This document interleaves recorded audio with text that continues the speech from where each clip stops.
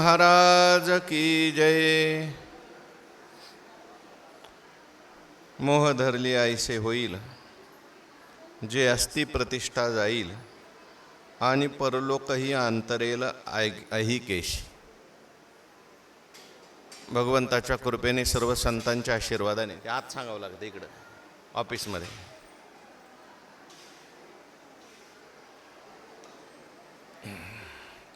पुण्यसलीला इंद्रायणी मातेच्या पावन तीरावर संजीवन समाधिस्थ ज्ञानोबरायांच्या या पवित्र अशा अलंकापूर नगरीमध्ये सद्गुरू जोग महाराज वारकरी शिक्षण संस्थेच्या माध्यमातून सुरू असलेली आपली ही नित्याची ज्ञानेश्वरी प्रवचन सेवा, सेवेकरता उपस्थित माऊली स्वरूप असणारे भाविक भक्त, श्रोते, सज्जन, माता भगिनी सर्वांच्या चरणी मनोभावाने वंदन करून आपण सर्वांनी मिळून ही चिंतन सेवा करायची आहे। श्री विठ्ठल, श्री विठ्ठल, श्री विठ्ठल, श्री विठ्ठल, श्री विठ्ठल, वाढवा, श्री विठ्ठल, श्री विठ्ठल, श्री विठ्ठल, वाढवा अजून थोडंसं, श्री विठ्ठल, श्री विठ्ठल, वाढवा अजून, श्री विठ्ठल, श्री विठ्ठल, हां आतले आतले वाढवा, श्री विठ्ठल, श्री विठ्ठल, श्री विठ्ठल, ठीक आहे। चला, तुम्हाला जमणार नाही तिथल्या माणसाला सांगा, नाही तर ठीक आहे। भगवान श्रीकृष्ण परमात्मा अर्जुनाचं निमित्त करून दिव्य असा गीतेचा उपदेश करतात, आणि हा गीतेचा उपदेश ज्ञानेश्वर महाराजांनी ज्ञानेश्वरीच्या माध्यमातून सुलभ रीतीने आपल्याला सांगितलेला आहे। दुसऱ्या अध्यायाचा विचार सुरू आहे।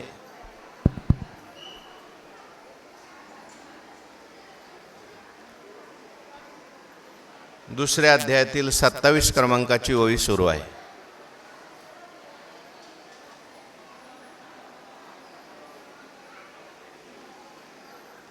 भगवान श्रीकृष्ण परमात्मा अर्जुनाला वेगवेगळ्या पद्धतीने त्या ठिकाणी समजून सांगतायत।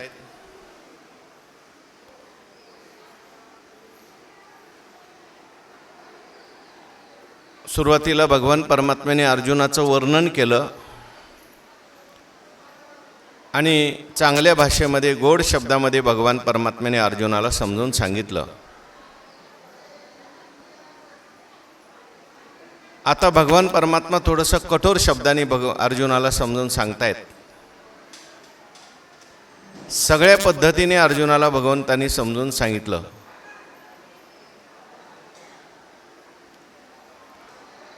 येन केन प्रकाराने अर्जुन जे आहेत, किम कर्तव्य मूढ झालेले आहेत, कर्तव्य परान्मुख झालेले आहेत, त्यांनी आपलं कर्तव्य त्या ठिकाणी पालन करावं याच्याकरता भगवंताची तळमळ आहे। मनुष्याच्या जीवनामध्ये मनुष्य कधी कधी किंग कर्तव्य मूढ होत असतो, ठीक आहे। आणि मग अशा वेळेस मनुष्याने काय केलं पाहिजे, कशा पद्धतीने अशा मनुष्याला समजवलं पाहिजे जो आपल्या कर्तव्यापासून मूढ झालेला आहे।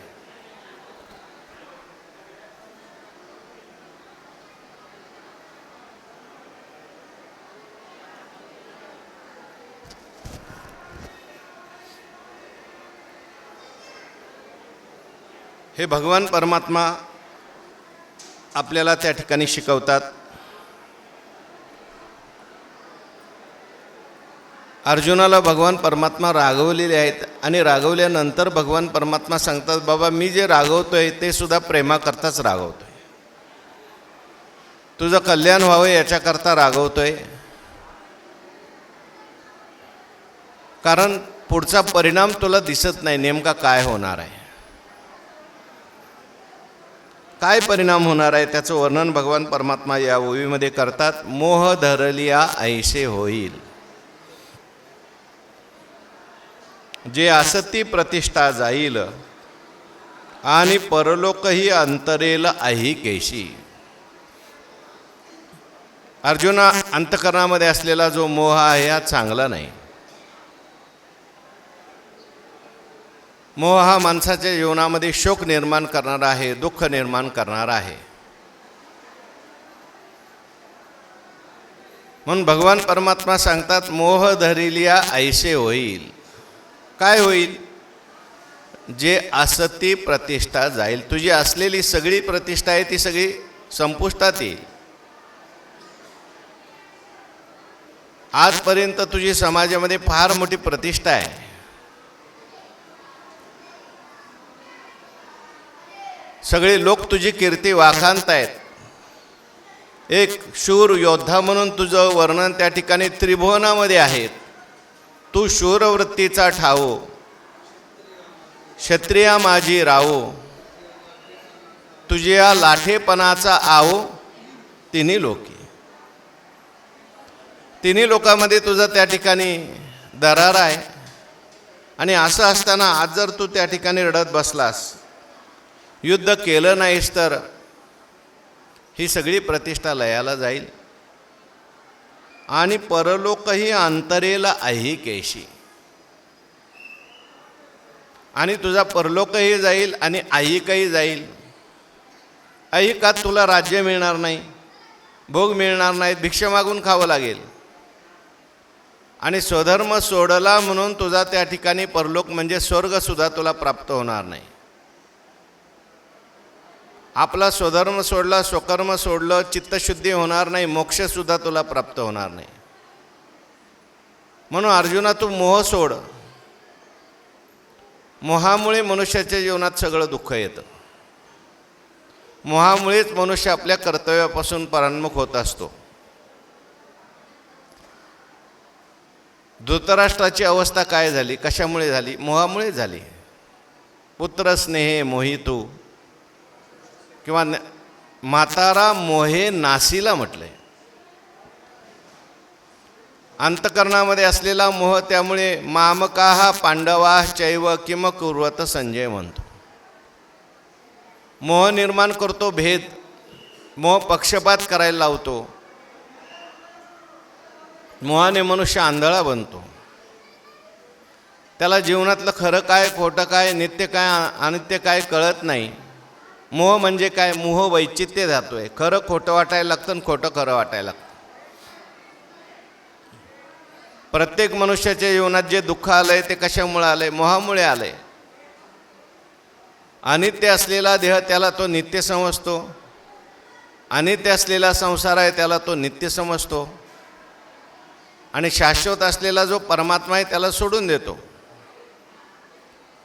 आणि म्हणून दुःख निर्माण होतं, शोक निर्माण होतो. एरती माईके नाही आधी अंती अवसानी. असं असताना सुद्धा परमात्म्याचं चिंतन करायचं सोडतो आणि मोहामुळे अनित्य गोष्टीशी तो तादात्म्य करतो. म्हणून अर्जुनाला भगवान परमात्मा म्हणतात, बाबा मोह धरली ऐसे होईल. जे असती प्रतिष्ठा जाईल आणि परलोकही अंतरेल ऐहिकेशी. म्हणून आता तू हे सगळं सोडून दे. काय सोडून दे? अर्जुनाला भगवान म्हणतात, तो हृदयाचे पुढची ओवी वाचा.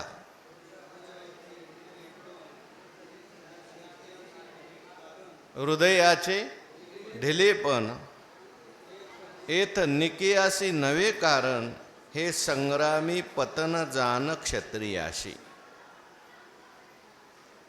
तू आता तुझं हृदयाचं क्षुद्रम हृदय दौर्बल्यम त्यक्त्वा उत्तिष्ठ कौंतेय असं म्हटलंय. अंतःकरणामध्ये हे जे काही ढिलेपण आलेलं आहे, हे काही चांगलं आहे नव्हे. निकेयासी कारण, याने तुझं चांगलं होणार नाही. अंतःकरणामध्ये दयावृत्ती निर्माण झाली, कारुण्य निर्माण झालं, आणि तेही युद्धाच्या प्रसंगी निर्माण झालेलं आहे. मग तुझ्यासारख्याला हे योग्य नाही. हे संग्रामी पतन जान क्षत्रियाशी. विशेष करून क्षत्रियाला युद्धामध्ये अंतकरणामध्ये ढिलेपणा निर्माण होणं, अंतकरणामध्ये दयावृत्ती निर्माण होणं हे चांगलं नाही, त्याचं ते एक प्रकारचं पतनच आहे. क्षत्रिय म्हटल्यानंतर त्याच्याकरता नियम सांगितला शास्त्राने, निष्कपटा व्हावे, उशिना घाई झुंजावे, हे असो काय सांगावे प्रत्यक्षावर. क्षत्रिया रणी पळोनी जाणे, कोण साहे लाजीरवाणी, असं म्हटलेलं आहे. का वैधव्य पाचारणे महासतीयेत. म्हणून त्या ठिकाणी तू हे सगळं सोडून दे. हृदयाचं ढिलपण जे आहे हे माणसाच्या चांगल्याला कारण नाही, भल्याला कारण नाही. अरे एवढा मोठा तू आणि खुशाली या ठिकाणी रडत बसलेला आहेस, शोक करतोयस, शस्त्र बाण तो हातामध्ये धनुष्य खाली टाकून दिलेला आहेस. एक प्रकारचं हे संग्रामी पतन जान क्षत्रियाशी, क्षत्रियाचं हे एक प्रकारचं पतन आहे. असं भगवान परमात्मा पुन्हा पुन्हा अर्जुनाला समजून सांगतायत. म्हणजे ज्ञानोबराय बोलतात, ऐसेनी तो कृपावंतू, नाना परी असे शिकवतू, हे ऐकोनी पांडू सुतू काय बोले. इथे ज्ञानेश्वर महाराजांनी भगवंताला जी उपमा दिली ती कृपावंत आहेत भगवान परमात्मा. तसं पाहायला गेलं असतं तर अर्जुनाने युद्ध केलं नसतं तर देवाचं काय बिघडणार आहे. परंतु भगवान परमात्मा कृपाळू आहे, भगवान परमात्मा दयाळू आहे. आपल्या भक्ताचं पतन होऊ नये, आपल्या भक्ताचा उद्धार व्हावा अशी तळमळ देवाच्या अंतकरणामध्ये आहे. बहु आहे कृपावंत, अनंत हे नामजा. भगवान परमात्मा कृपाळू आहे, भगवान परमात्मा दयाळू आहे. कृपावंत किती दीन बहु आवडती, असं म्हटलेलं आहे. एखादा म्हटला असता, जाऊ दे बाबा, एवढं तुला समजून सांगितलं तरी सुद्धा तू माझं ऐकत नाही, जा तू आणि तुझं प्रारब्ध. आता काय व्हायचंय ते होईल, तुमचं प्रारब्ध आणि तुम्ही. अहो स्वतःची मुलं युद्धात लढायला लागली, नातवं लढायला लागली, देवाने काय म्हटलं का? काही नाही बाबा, तुम्ही आणि तुमचा प्रारब्ध. उलट मरण्यासाठीच देवाने संकल्प केला. पण इथे मात्र अर्जुनाला भगवान पुन्हा पुन्हा समजावून सांगतात, कारण अर्जुनावर असलेलं प्रेम आहे. भक्तावर भगवंताचं प्रेम असतं आणि त्या प्रेमामुळे भगवान परमात्मा भक्तावर कृपा करत असतो, दयाळ करत असतो. तैसा नवे देव राव, त्याचा कृपाळू स्वभाव. बहु उतावेळ भक्ताची या काजा, होशी केशी राजा माये बापा. किती कृपाळू देव आहे. मागे आपण सगळं वय पाहत आलोय. देखा नवल तया प्रभूचे, अद्भुत प्रेम भक्तांचे, जे सारथ्यपण पार्थाचे करीत वासे. पायीक पाठीशी घातला, आपण पुढा राहिला. मग असा भगवान परमात्मा असल्यामुळे भगवान परमात्मा कृपाळू आहे. किती कृपाळू, किती दयाळू भगवान परमात्मा आहे.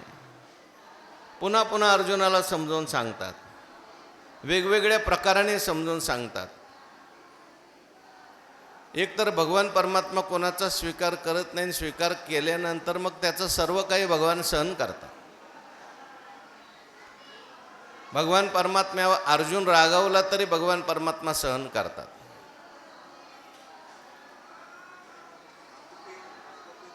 कोपे तरी निवांत सहाये, ऋषे तरी बुजावत जाये.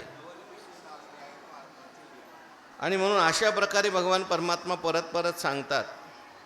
अहो असं काही ज्ञान सांगितलं अर्जुनाला की जे कोणाला सांगितलं नाही.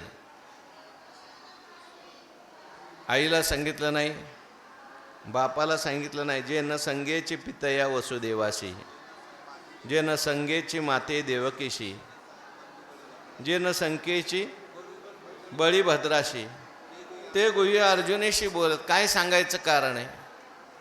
ज्ञानोबारायांनी त्याचं उत्तर दिलंय, कृपाळू आहे. ऐसेनी तो कृपावंतो, नाना परी असे शिकवतो. वेगवेगळ्या पद्धतीने शिकवतात, वेगवेगळ्या पद्धतीने सांगतात. बाबा तू मोह सोडून दे, लवकर युद्ध करता उभा राहा, नाही तर तुला शोक करावा लागेल, तुझं ऐहिक जाईल, तुझं पारलौकिक जाईल. ऐसे हे देखोनी पांडू सुतू काय बोले. हे सगळं ऐकल्यानंतर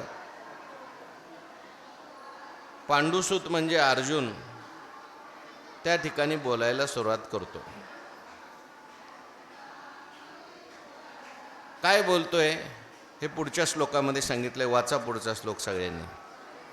अर्जुन वाच कथम भीष्ममहं संख्ये द्रोणंच मधुसूदन ईशोभि प्रतियोत्स्यामि पूजार्हा वरिसूदन. भगवान परमात्म्याला अर्जुन म्हणायला लागला, कथम भीष्ममहं संख्ये द्रोणंच मधुसूदन ईशोभि प्रतियोत्स्यामि पूजार्हा वरिसूदन.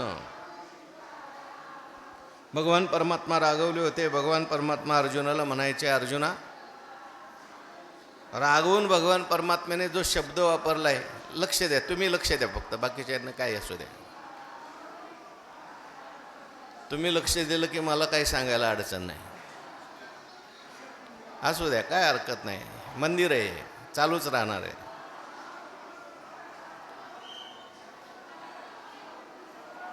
भगवान परमात्मा अर्जुनाला त्या ठिकाणी म्हणतात, आणि असं हात करून काय होणार नाही, पटकन एखाद्याने उठून तिथं गेलं पाहिजे, सांगितलं पाहिजे. सगळ्यांनीच हात केलं तर माझं लक्ष तिकडे जाते. हा मग बस.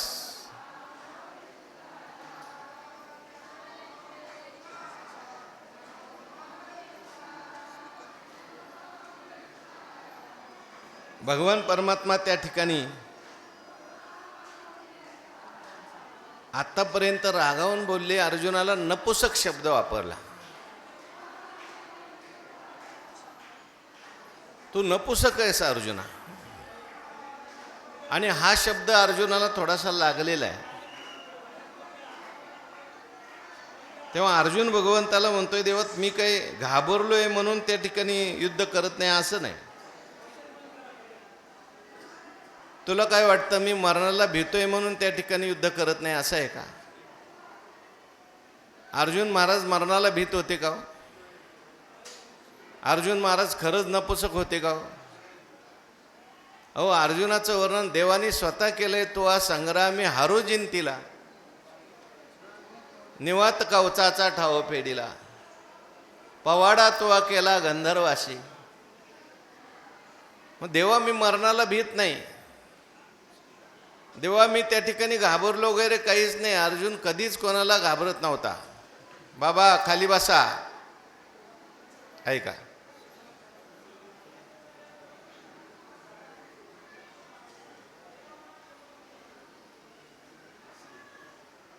अहो, साक्षात भगवान शंकर समोर आले तरी सुद्धा अर्जुन घाबरला नाही.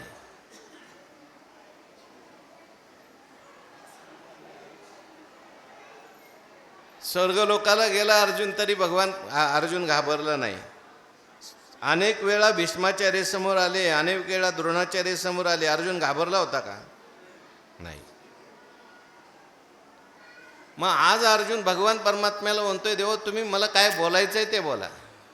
नपुसक म्हणा, काही म्हणा, पण तुमच्या एक लक्षात मी आणून देतो, मी कधी मरणाला घाबरलो नाही. मी क्षत्रिय आहे. मी त्या ठिकाणी मरणाला घाबरत नाही, मी मारण्याला घाबरतोय. मी त्या ठिकाणी युद्धाला घाबरत नाही, मी पापाला घाबरतोय.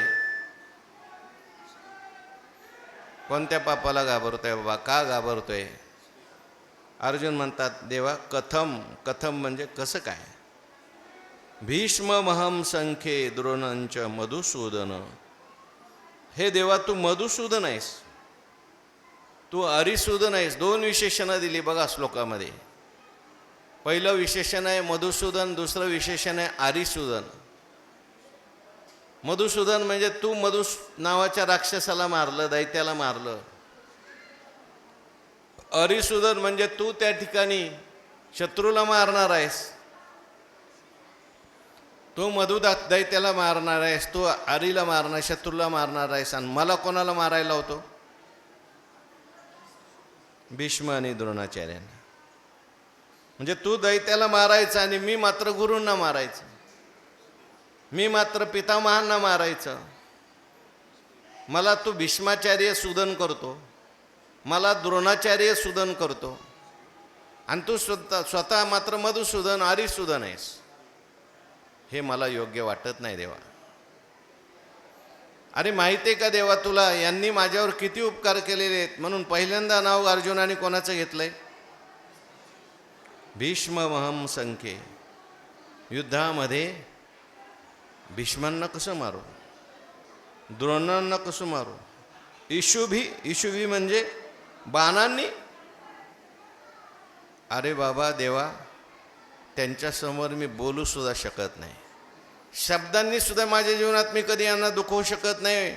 ज्ञानोबारायांनी लिहिले, स्वप्नात सुद्धा मी त्यांना दुखवू शकत नाही.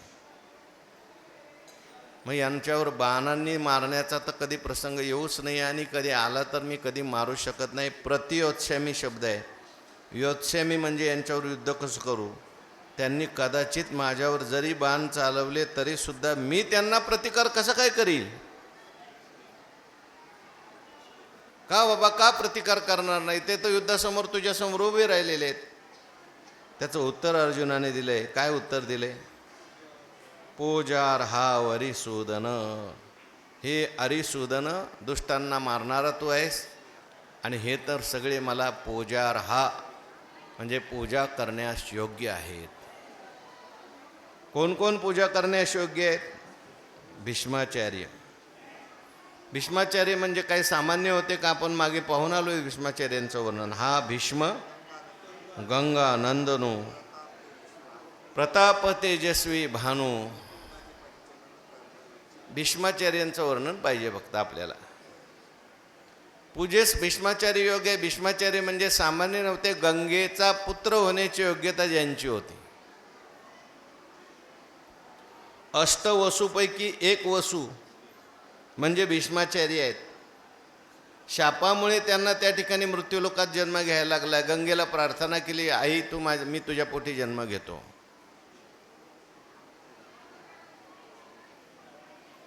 संपूर्ण शिक्षण त्यांचं स्वर्गातच झालंय. भीष्म त्यांचं नाव नाही, त्यांचं नाव आहे देवव्रत. मग भीष्म नाव का पडलं आपल्याला सगळ्यांना माहिती आहे. संस्कृतमध्ये भीष्म म्हणजे भयंकर. त्यांनी जीवनात भयंकर प्रतिज्ञा केलेली आहे. आपल्या वडिलाकरता आजन्म काय राहिले? ब्रह्मचारी राहिले.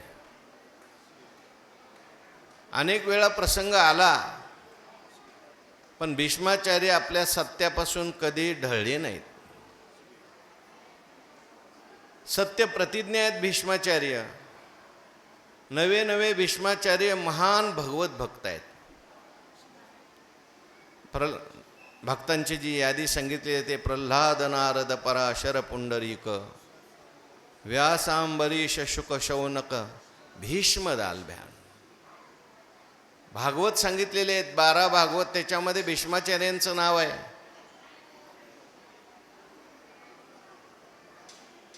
अहो एवढे मोठे भगवान परमात्मा, परंतु अंतकाळाच्या वेळेस भीष्माचार्यांना भेटायला गेले. सगळे देवाचं ध्यान करतात, पण भगवान परमात्मा भीष्माचार्यांचं ध्यान करत होते. युधिष्ठिराने विचारलं, देवा तुम्ही कोणाचं ध्यान करताय? म्हटले मी भीष्माचार्यांचं ध्यान करतोय. आणि अजूनही वेळ गेली नाही. धर्मराजा, आम्ही तयाचे करू ध्यान, तो आमचे देवतार्चन.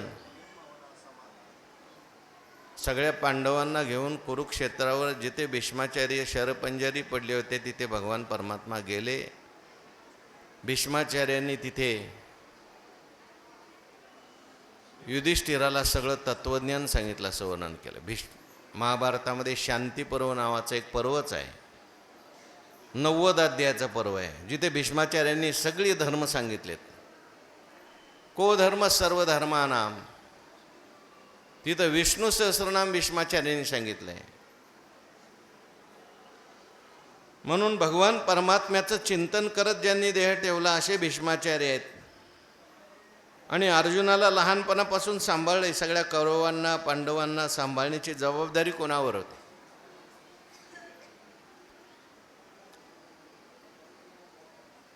अगदी धृतराष्ट्र पांडूपासून सांभाळ केलाय.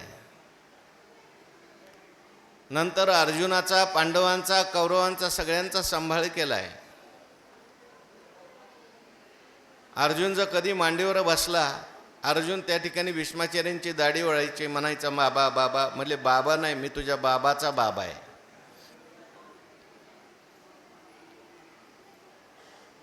कारण भीष्माचार्य जे आहेत ते पितामह आहेत. पण सगळी त्यांना शिकवण्याची जबाबदारी आहे. यांना सगळ्यांना शिकवण्याकरता लहानपणापासून काळजी घेतली भीष्माचार्य. कृपाचारी तर होतेच होते. पण एकदा सगळे पांडव खेळत असताना, त्यांची विटी दांडू खेळत असताना विटी एका विहिरीत पडली. विटी काढण्याकरता सगळे पांडव प्रयत्न करतात, कौरव प्रयत्न करतात, परंतु काही विटी येत नाही. रस्त्याने चालले होते द्रोणाचार्य. त्यांनी एका मंत्राने अभिमंत्रित केलेली काडी टाकली आणि त्या काडीच्या द्वारे बाहेर काढली विटी. सगळ्या पांडवांनी भीष्माचार्यांच्याकडे हट्ट घेतला, पितामह आम्हाला हेच गुरुजी पाहिजे, आम्हाला भीष्माचार्यांच्याकडे धनुर्विद्या शिकायची. लगेच भीष्माचार्य आले, त्या द्रोणाचार्यांना प्रार्थना केली, विनंती केली, तुम्हाला जे काय पाहिजे ते मला मान्य आहे, अट मान्य आहे, फक्त आमच्या पोरांना शिकवायचं. आणि द्रोणाचार्य त्या ठिकाणी काय झाले? शिक्षक झाले, यांचे सगळ्यांचे गुरुजी झाले. तसं तर धृतराष्ट्र जो होता तो काही यांना शिकवण्याच्या मतामध्ये नव्हता. तो सांगायचा, महाराज माझ्या पोरांना चांगलं शिकवा, यांना शिकवल्यासारखं करा. पण द्रोणाचार्यांनी मात्र तसा भेदभाव कधी केला नाही. येणार येतात द्रोणाचार्यांचं वर्णन अर्जुनाने बघा 4-5 वयामध्ये केले.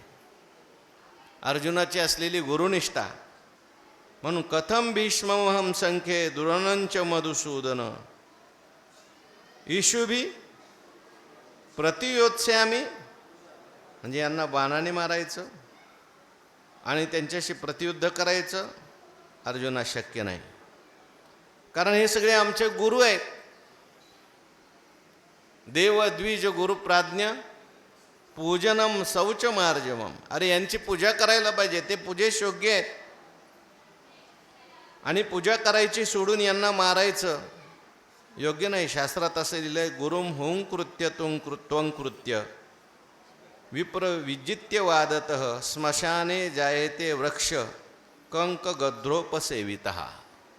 नुसतं गुरुला हो केलं आणि तू केलं तरी सुद्धा त्याला स्मशानातला वृक्ष व्हावा लागतो ज्याच्यावर गिधाडं वाजतात. म्हणजे गुरुशी उद्धटपणाने बोललेलं सुद्धा चालत नाही, मोठ्या लोकांशी उद्धटपणानं बोललेलं सुद्धा चालत नाही, पाप लागतं देवा. आणि तू तर म्हणतो यांच्याशी युद्ध कर आणि बाणाने युद्ध कर, कसं काय शक्य आहे? म्हणून मला तू विचार करायला सांगू नको देवा, तूच विचार कर. पुढची ओवी वाचा.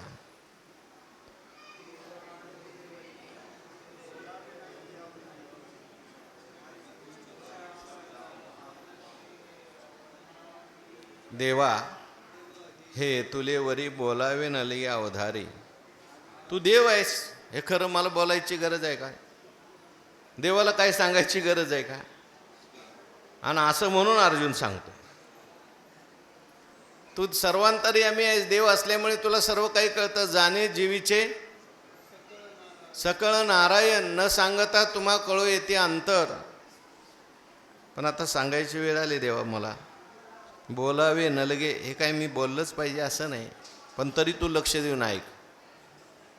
बोललं नाही पाहिजे म्हणतो तरी बोलतो. काही माणसं म्हणतात आम्ही तुम्हाला बोललं नाही पाहिजे आणि बोलल्याशिवाय तर राहत नाही.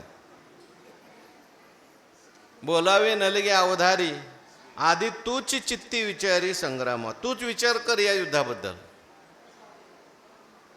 म्हणजे देव अर्जुनाला म्हणतात तू विचार कर, आणि अर्जुन देवाला म्हणतो तूच विचार कर.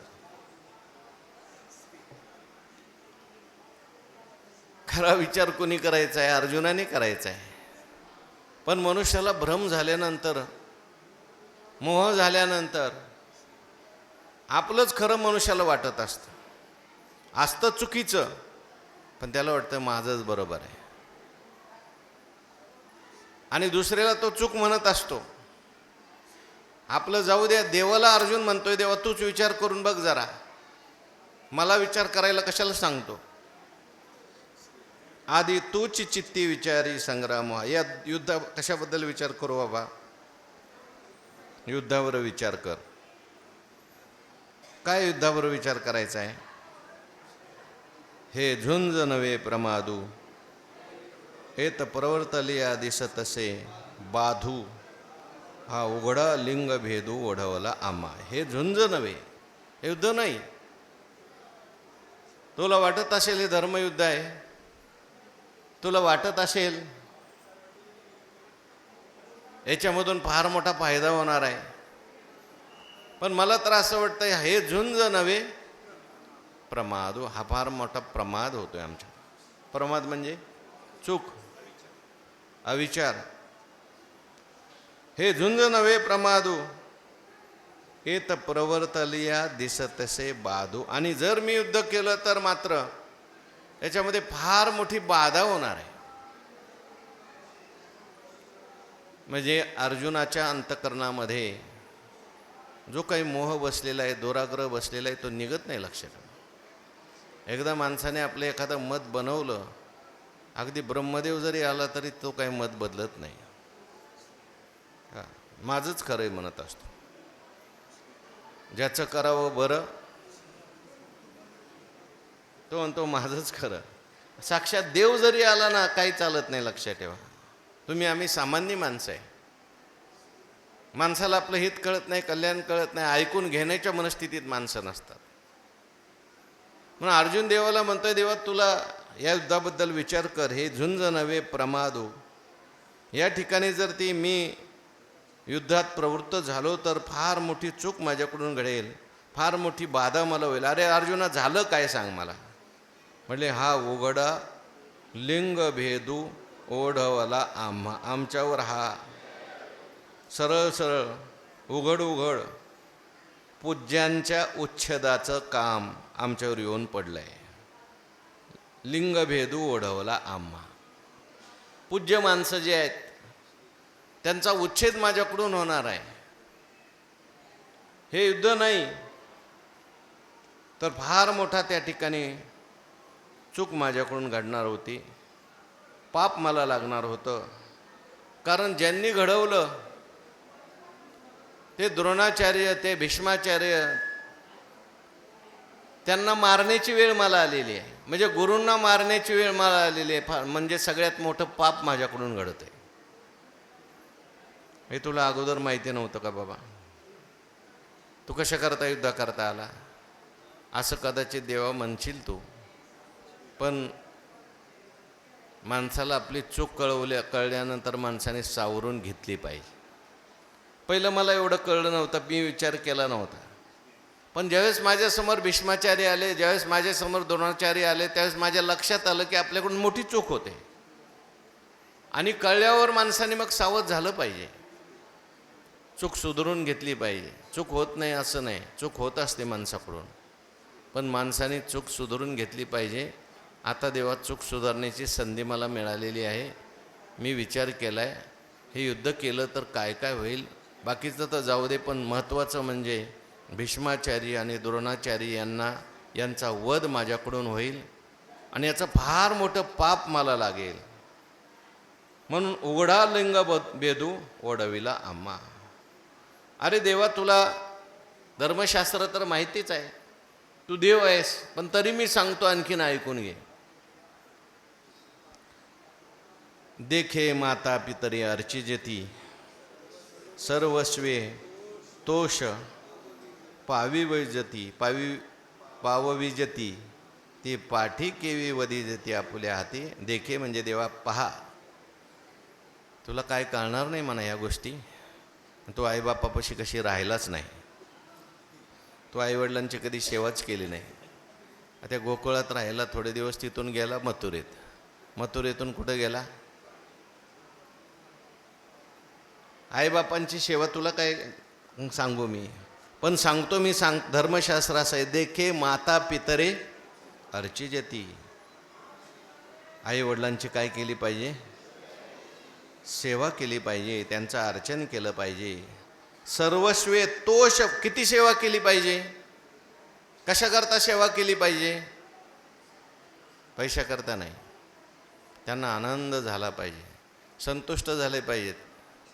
कारण आईवडिलांचं स्थान फार मोठं सांगितलं आहे. वेदांनी सांगितलं आहे, मातृदेवो भव, पितृदेवो भव, आचार्य सकळ तीर्थाची तीर्थीची धुरे, जे का माता पितरे. आई श्रेष्ठ सांगितलेली आहे, वडील श्रेष्ठ सांगितलेले आहेत. एखादा संन्यासी असेल, देवळात गेल्यानंतर तो देवाला सुद्धा कधी कधी नमस्कार नाही करतो, असा दंड दाखवतो. पण त्या संन्यासाला सुद्धा शास्त्रविधान सांगतं, आई समोरून आली तिला साष्टांग नमस्कार केला पाहिजे. म्हणून आईवडिलांचा अधिकार फार मोठा आहे, वडिलांचाही अधिकार फार मोठा आहे. म्हणून स्मृतीमध्ये आलंय, उपाध्यायान दशाचार्य. उपाध्यायापेक्षा आचार्य 10 पट श्रेष्ठ आहे. म्हणजे 10 उपाध्यायापेक्षा एक आचार्य श्रेष्ठ, 100 आचार्यापेक्षा पिता श्रेष्ठ आहे. 10 उपाध्यायापेक्षा एक आचार्य श्रेष्ठ आणि 100 आचार्यापेक्षा पिता श्रेष्ठ आहे. आणि 1000 पितेपेक्षा माता गौरवाने अधिक आहे असं सांगितलं. म्हणून ही सगळी श्रेष्ठ असल्यामुळे त्यांची सेवा करण्याचा योग आल्यानंतर माणसाने सेवा केली पाहिजे. देखे माता पितरे अर्चिजती, सर्वस्वे तोष पाविजती. आणि ते पाठी केवी वधी जती आपल्या हाती. हे सेवा करायचं सोडून दिलं, त्यांना संतुष्ट करायचं सोडून दिलं, आणि आपल्याच हाताने त्यांचा वध करणं देवा कितपत योग्य आहे तूच मला सांग. भीष्माचार्य म्हणजे आमच्या आईवडिलासारखेच आहेत. द्रोणाचार्य म्हणजे, अरे आई वडील म्हणजे फक्त जन्म देतात तेच आई वडील नाही. गुरुपासून दीक्षा ग्रहण, शिष्याशी नवा जन्म जाण, गुरु मायबाप संपूर्ण, ऐक लक्षण वधवा. उलट नाथ महाराजांनी तर असं लिहिलं, हे जे आईबाप आहे, आई वेगळी आणि बाप वेगळा असतो. त्यामुळं हे खरं तर साधकाचे सावत्रच असतात. आई वेगळी आणि बाप वेगळा, पण गुरु मात्र आई होतो आणि बापही होतो. पण शिष्याकरता खरा आईबाप गुरुच आहे त्याचा. म्हणून तसं पाहायला गेलं तर माझ्या मांस वंशाने मला हे आईबाप आहेत. भीष्माचार्य मांस वंशाचे आहेत आणि द्रोणाचार्य हे विद्यावंशाचे आहेत. दोन्ही माझ्या दृष्टीने श्रेष्ठ आहेत. म्हणून देखे माता पितरे अर्चिजती, सर्वस्वे तोष पाविजती. ते पाठी केवी वधिजती आपल्या हाती. आणि आपण नंतर त्यांचा वध करायचा हे कितपत योग्य आहे सांग. पुत्रा ते इच्छी कुळ, तयाचे काय हेची फळ. जे निर्दयी जे केवळ गोत्रा पोले जे, देवा संत वृंद नमस्कारी जे. का घडे तरी पूजिजे, हे वाचोनी केवी निंदिजे स्वयं वाचा. आणि हे आमचे मातापिताच आहेत असं समजू नकोस. अरे हे संत आहेत आणि वृंद आहेत. भीष्माचार्य कोण आहेत? संत आहेत. आणि द्रोणाचार्य कोण आहेत? वृंद आहेत. भूदेव आहेत, ते ब्राह्मण आहेत. आणि दोन्ही त्या ठिकाणी संत आहेत. भीष्माचार्य संत असल्यामुळे तर देव स्वतः त्या ठिकाणी भीष्माचार्यांच्याकडे गेले.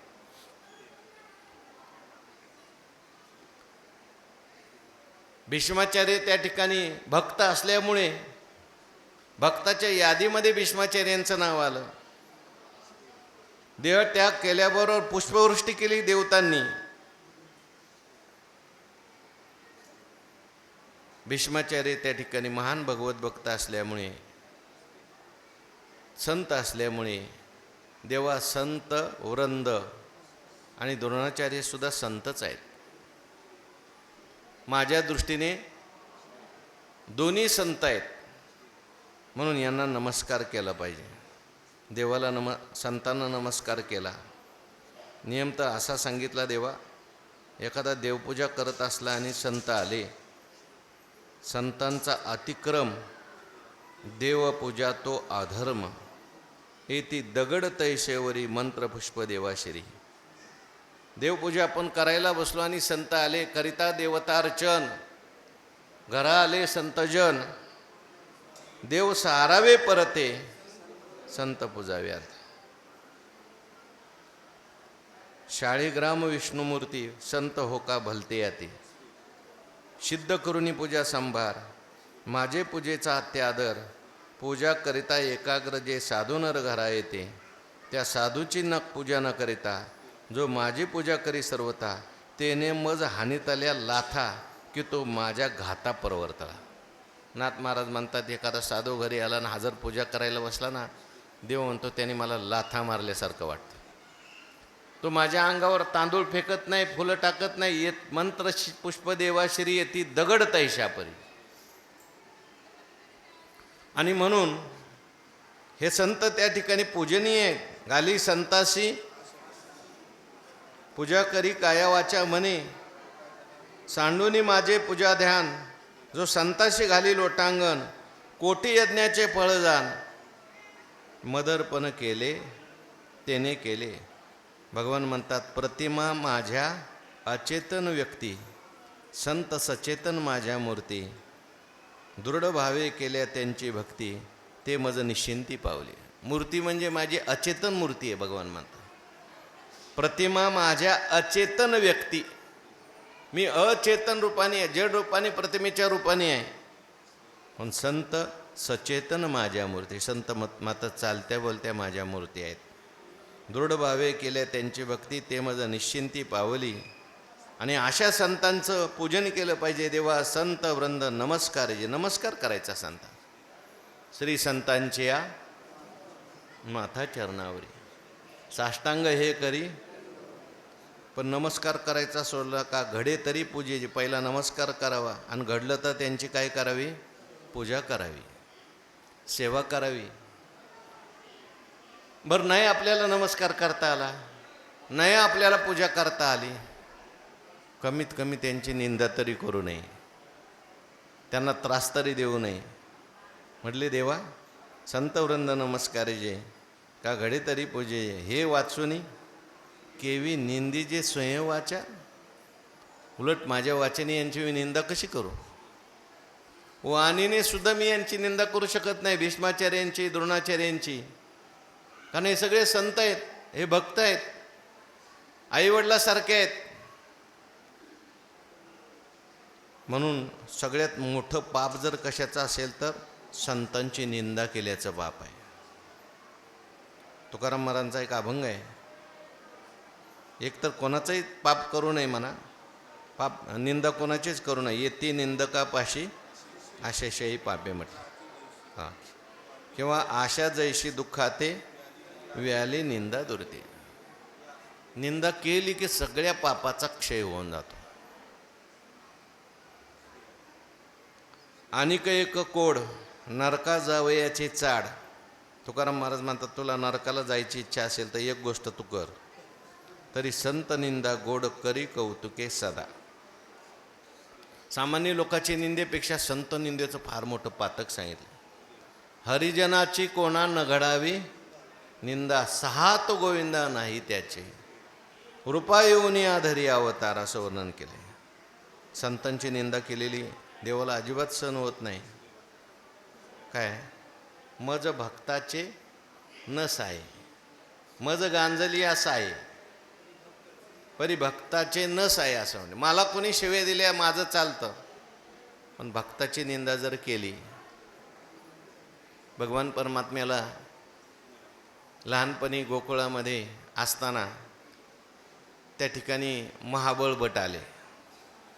महाबळ भट आल्यानंतर यशोदेने विचारलं, कशासाठी आले? म्हणजे ज्योतिष सांगायला आलो. अरे गर्गाचार्य तर आताच येऊन ज्योतिष सांगून गेले होते. ते गर्गाला काय कळतं, तो माझा शिष्य आहे म्हटले. गर्ग तो चुकला गणिताशी आणि गर्गाचार्याची निंदा करायला सुरुवात केली. मग भगवान म्हणले, आता माझी निंदा करतोय मी, सहन केलं, पण माझ्या भक्ताची निंदा मात्र मला आता सहन होणार नाही. दुर्वास ऋषींनी अंबरीषींना त्रास दिला. सगळीकडे फिरले दुर्वास ऋषी, कोणी थारा दिला नाही. शेवटी भगवंताकडे गेले. भगवान म्हणले, माझ्याकडे काहीच नाही, ते अंबरीषीला दिलेलं सुदर्शन चक्र आहे, आता त्याच्यावर अधिकार आहे. आणि सांगू का महाराज, मी एक वेळ माझी निंदा सहन करू शकतो, पण माझ्या भक्ताची निंदा सहन करू शकतो. आता तुम्हाला तिकडं शरण जावं लागेल अंबरीष महाराजांना, मी काहीच करू शकत नाही. म्हणून देवा संत वंद नमस्कारी जे का घडी तरी पूजे, हे वाचून केव्ही निंदी जे स्वयं वाचा. अर्जुन म्हणतो संत निंदा फार वाईट आहे, आणि म्हणून त्या ठिकाणी माझ्या वाणीने यांची निंदा करायची, यांना मारायचं. तैसे गोत्र गुरु आमुचे पूजनीय आम्हा नियमाचे, मज बहुत भीष्मद्रोणाचे वर्त तसे. तैसे गोत्र गुरु आमुचे, हे सगळे आमच्या गोत्रातले आहेत आणि गुरुसुद्धा आहेत, श्रेष्ठ आहेत. यांनी आम्हाला शिकवलं आहे. अगदी चालायला यांनी शिकवलं, यांच्या मांडीवर बसून मी शिकलो आहे. द्रोणाचार्यांनी त्या ठिकाणी आम्हाला शिकवलं आहे. हे पूजनीय आम्हा नियमाचे, नियमाने यांचं आम्ही काय केलं पाहिजे, पूजन केलं पाहिजे. कारण गोत्रात ते गुरु आहेत, श्रेष्ठ आहेत, आणि यांचं पूजन शास्त्राने सांगितलेलं आहे. मज बहुत भीष्म द्रोणाचे वर्त तसे. भीष्म आणि द्रोण त्यातल्या त्यात यांचा मी फार ऋणी आहे देवा. भीष्माचार्यांनी लाड सगळे पुरवलेत. पंडू राजा गेल्यानंतर पितृछत्र हरवलं, परंतु सगळे लाडू कोणी पुरवले, भीष्माचार्यांनीच पुरवलेले. धृतराष्ट्र त्या ठिकाणी लक्ष देत नव्हते, परंतु भीष्माचार्यांनी कधी त्या ठिकाणी, सुरुवातीच्या काळात भीष्माचार्यांना माहिती नव्हतं, पण विदुर काकाला सगळं माहिती होतं. विदुर काकांनी भीष्माचार्यांच्या लक्षात आणून दिल्या काही गोष्टी. मग मात्र लक्ष दिलं, जेणेकरून आपला पांडवांना त्रास होणार नाही यासाठी भीष्माचार्य प्रयत्न करत होते. द्रोणाचार्यांनी सुद्धा विशेष प्रेम केलं अर्जुनावर. म्हणून मज बहुत भीष्म द्रोणाचे, यांचं किती उपकार आहेत माझ्यावर देवा, काय सांगू. आम्हाला यांनी शिक्षण दिलं, आमचे लाड पुजवले, लाड सगळे पाळले, म्हणून आमच्यावर फार यांच्यावर ऋण आहे. अगदी आम्ही किती जरी सेवा केली तरी यांच्या ऋणातून मुक्त होऊ शकत नाही. या जया लागे मने विरू, आम्ही स्वप्नीही न शको धरू, तया प्रत्यक्ष केवे करू घातू देवा. देवा, ज्यांच्याविषयी आम्ही स्वप्नात सुद्धा मनाने वैर करू शकत नाही. जया लागे मने विरू म्हणजे वैर, आम्ही स्वप्नही न शको धरू, तया प्रत्यक्ष केवी करू घात देवा. स्वप्नात सुद्धा आम्ही यांच्या विरुद्ध, मनाविरुद्ध त्या ठिकाणी वागू शकत नाही. स्वप्नात सुद्धा मी वैर करू शकत नाही. एवढं त्यांनी माझ्यावर त्या ठिकाणी उपकार केलेले आहेत. आणि मग स्वप्नात जर मी यांच्या विरोधी बोलू शकत नाही, वैर करू शकत नाही, तू तर म्हणतो प्रत्यक्ष यांना बाण मार. म्हणून यांनी जरी माझ्यावर बाण चालवले तरी सुद्धा मी यांच्याविषयी मनात सुद्धा वैर करू शकत नाही. असलेली अर्जुनाची असलेली गुरुनिष्ठा, अर्जुनाची असलेली भीष्माचार्यांची विषयी निष्ठा या ठिकाणी प्रगट झालेली आहे. वर जळो हे जे आले, येथ आगवे असे हेच काय झाले, जे यांच्या वधी अभ्यासले मिरविजे आम्ही. जळो हे जे आले, यापेक्षा आमच्या जगण्याला आग लागो. कशाकरता जगायचं आहे? आपल्याला जर आपल्या गुरूंची निंदा करावी लागत असेल, आपल्या गुरूंना जर आपल्याला मारावं लागत असेल, श्रेष्ठांना मारावं लागत असेल, आईवडिलांना मारावं लागत असेल, आईवडिलांना वाईट बोलावं लागत असेल, तर जळो हे जे आले, हे तर आगव्याशी हेच काय झाले, पण या सगळ्यांना इथं काय झालंय मला काही कळत नाही. आगव्याशी म्हणण्यामध्ये देवही घेतलाय. हे तर युद्ध करण्याकरता आलेले आहेत, ते सगळे लोभाने आकृष्ट झालेले आहेत, दुर्योधनाधिक कौरव. पण या पांडवांना तरी काय झालंय, यांना कळू नये का? बरं जाऊ दे, यांचं तर जाऊ दे, पण तुला तरी कळायला पाहिजे का नाही? जे यांच्या वधी अभ्यासले मिरवी, जे आम्ही जे काही अभ्यासलेलं आहे, यांना मारून ते मिरवायचं काय? म्हणजे यांचीच विद्या आणि यांच्यावरच वापरायची. त्यांनी शिकवलंय. पुढे म्हटलेलं आहे, मी पार्थो द्रोणाचा केला. खालीच ओवी आहे, पुढेच ओवी आहे. यांनी शिकवलंय सगळं, हाताला धरून सगळं शिकवलंय. हो, एका माणसाला, एका राजपुत्राला शिकवण्याकरता तिच्या वडिलांनी एक मनुष्य ठेवला, बंदूक शिकवण्याकरता. आणि बंदूक शिकवल्यानंतर तो म्हटला, झाला आता तुला शिकवलंय, व्यवस्थित नियम धरायचा. तो म्हटला, तुम्हीच पुढं उभं राहा, तुमच्यावर पहिला नियम धरतो. वडिलांना बोलवलं, सांगितलं, अहो ह्याने माझ्यावरच पहिला नियम धरला. वडील म्हणले, मग असू द्या ना, भवानी आहे म्हटली त्याची, त्याला शिकायचं आहे ना. मग असं म्हटलं तर त्या ठिकाणी योग्य होईल का? तसं यांनी आम्हाला शिकवलं, मी पार्थू द्रोणाचा केला. वास्तविक पाहता मी जो धनुर्धर झालोय, कोणामुळे झालोय? येणे धनुर्वेदू मज दिधला. धनुर्वेद शिकवत असताना मला द्रोणाचार्यांनी धनुर्वेद दिलेला आहे. दिलाय म्हटलंय कारण धृतराष्ट्राची इच्छा नसताना सुद्धा द्रोणाचार्यांनी अगदी मुक्त हस्ताने अर्जुनाला ज्ञान दिलं. आणि सगळ्यात जास्त प्रेम कोणावर होतं? द्रोणाचार्यांचं सुद्धा अर्जुनावर आहे. सगळ्यांना धनुर्विद्या शिकवली, पण अर्जुनाच्या अंगचे गुण एवढे होते, प्रसन्न करून घेतलं द्रोणाचार्य. मी काल सांगितलं, आपल्या अश्वत्थाम्याला मोठं भांडं द्यायचे, बाकीच्यांना लहान तोंडाची भांडी द्यायचे, पण अर्जुनाच्या लक्षात आल्यानंतर अर्जुन वरून आसराने भांडं भरून घेऊन यायचे. एकदा द्रोणाचार्य त्या ठिकाणी नदीवर स्नानाला गेले, गंगेत स्नानाला गेले असताना मगरीने पाय धरला. सगळ्या शिष्यांना हाका मारल्या, पण अर्जुनाने जागेवर बसूनच असे काही बाण मारले, त्या मगरीला तिथेच लगेच घायाळ केलं. मगरीने द्रोणाचार्यांना सोडलं. आज अर्जुनाने मला सोडवलं म्हणून भीष्माचार्यांना खूप आनंद झाला. जे अस्त्र शस्त्र कधी कोणालाच दिली नव्हती ती अर्जुनाला दिली.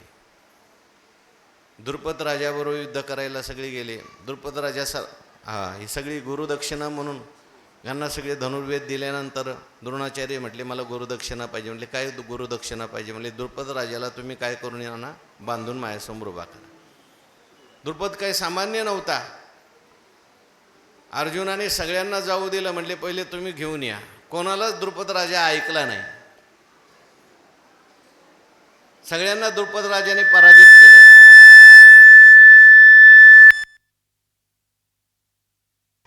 भीष्माचार्य होते, द्रोणाचार्य होते, सगळ्यांना पराजित केलं. कर्णाला पराजित केलं. पण अर्जुन गेल्यानंतर अर्जुनाने मात्र सगळ्यांना पराजित केलं. आणि मग द्रोणाचार्यांना खूप आनंद झाला. द्रोणाचार्य म्हटले, अर्जुना, खरंच माझा मी तुला असं सांगतो, प्रतिज्ञा करून सांगतो, सत्य प्रतिज्ञा करतो, या जगात तुझ्यासारखा दुसरा कोणी धनुर्धर होणार नाही. नवे नवे तो एकलव्य झाला होता तर त्याला होऊ दिलं नाही. एवढं अर्जुनावर प्रेम आहे. मी पार्थ येणे धनुर्वेदू मज दिला, तेने उपकारे काय आभारेला वधित येते. जेथीचे या कृपाला ही जे वरू, तेथीचे मने व्यभिचारू, तरी काय मी भस्मासुर अर्जुनमय. ज्यांच्याकडून आशीर्वाद प्राप्त करून घ्यायचा कृपेच्या द्वार, जेथीचे या कृपाला ही जे वरू. हे द्रोणाचार्य, भीष्माचार्य म्हणजे कृपा करणारे लोक आहेत. अहो, त्यांच्या कृपेच्या द्वारेच मी धनुर्धर झालेलो आहे. माझ्यावर द्रोणाचार्याची विशेष कृपा आहे, भीष्माचार्यांची विशेष कृपा आहे. आणि ही कृपा करणारी माणसं त्यांचा आशीर्वाद घ्यायचा सोडून तेथेची मने व्यभिचारू, त्या ठिकाणी त्यांच्याशी जर मनाने कृतघ्नपणा करायचा. मी काय भस्मासुर आहे का देवा? अर्जुन म्हणतो, भस्मासुराची गोष्ट आलेली आपल्याला सगळ्यांना माहिती आहे. भस्मासूर हा भगवान शंकराचा भक्त होता आणि भगवान शंकरांना रोज चिताभस्म आणून द्यायचा. पावसाळ्याचे दिवस चिताच भेटायचे नाही, सगळ्या चिता विजून गेलेल्या, भस्मच मिळत नव्हतं. देवा भस्म आणायला मी जातो परंतु मला चिता भेटत नाही. भगवंतांनी सांगितलं, चिता जरी नसली पेटली आणि एखादं प्रेत पडलेलं असलं तरी सुद्धा तू त्याच्या डोक्यावर हात ठेवला की त्याचं भस्म होईल आणि लगेच तू भस्म घेऊन येत जा. जिवंत माणसाचं नाही बरं का, मेलेल्या माणसाच्या डोक्यावर हात ठेवत जा. नसली लाकडं तिथं पडलेली असली पावसाळ्यात तरी त्याचं भस्म होईल, तू घेऊन येत जा आणि मग मी त्याने प्रसन्न होईल असं म्हटलं. परंतु हा भस्मासूरच होता. शेवटी माणसाला शक्ती मिळाली, वर मिळाला की मनुष्य उन्मत्त होऊन जातो. काही नसतं तेव्हा व्यवस्थित राहतो आणि मिळालं की मनुष्य काय होतं, उन्मत्त होतो. एक दिवशी नारद महर्षी चालले होते. म्हटले, नारद महर्षी इकडे या, मला तुमच्या डोक्यावर हात ठेवायचा आहे. नारद महर्षी म्हणले, माझ्या डोक्यावर हात ठेवून काय मिळणार आहे? मग कोणाच्या डोक्यावर ठेवू? म्हणले, भगवान शंकराच्या ठेवलास तर तुला पार्वती तरी मिळेल. गेला भगवान शंकराच्या डोक्यावर. वर कोणी दिला होता? त्यांच्याच डोक्यावर हात ठेवायला गेला. महादेवांनी भगवान विष्णूंना सांगितल्याबरोबर भगवान विष्णूंनी मोहिनी रूप धारण केलं, त्याला बोलवलं. अरे म्हटले, त्या ठिकाणी पहिलं भगवान शंकरांनी वरदान दिले, त्याच्यावर तू विश्वास ठेवलासच कसा? हे भोळे महादेव कोणालाही काही वरदान द्या, ते खरं थोडं असतं. ते अगोदर परीक्षा करून बघ, खरंच ते वरदान खरं आहे का? म्हटली, कशी परीक्षा करायची? काय नाही म्हटले, आपल्याच डोक्यावर हात ठेवायचं, थोडं ऊन गरम झालं तर लगेच काढून टाकायचं. आणि स्वतःच्या डोक्यावर हात ठेवला आणि काय झाला? कृतज्ञ उपकार केला. मी काय असा ज्यांनी शिकवलं, ज्यांनी उपकार केले त्यांच्यावर त्या ठिकाणी मी शस्त्र चालवायचा. मी काय भस्मासूर आहे का?